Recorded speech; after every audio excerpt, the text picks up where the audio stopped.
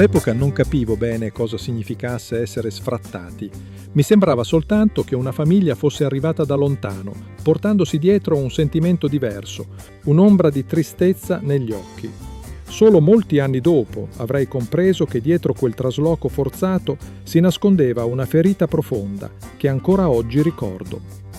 Ci troviamo a San Leonardo, una piccola frazione del comune di Perdascius, situata nel Basso Sulcis. Nei primi anni 60 frequentavo, non ricordo bene se fosse la prima o la seconda elementare, una piccola stanza adibita a scuola. Si trattava di una pluriclasse mista, con alunni e alunne dai 6 anni fino alla quinta, e anche alcuni ripetenti, non certo per colpa loro, bastava osservare le condizioni in cui si svolgevano le lezioni per capirlo.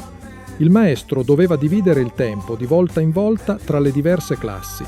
L'aula era priva di energia elettrica e nelle mattinate nuvolose o piovose era quasi impossibile scrivere per la scarsa luminosità.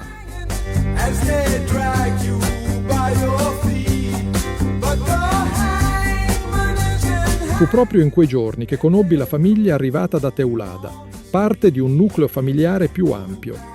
La coppia più anziana, ricordo che la signora era già nonna, aveva l'incarico di preparare i pasti per gli alunni all'ora di pranzo, prima di lasciare l'aula.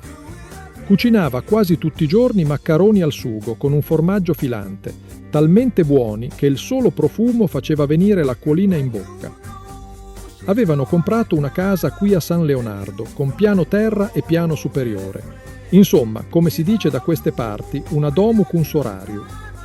Erano giunti lì dopo aver subito un esproprio coatto da parte dello Stato italiano, poiché nelle loro terre e abitazioni era in corso la costruzione di una vasta area militare destinata alla NATO.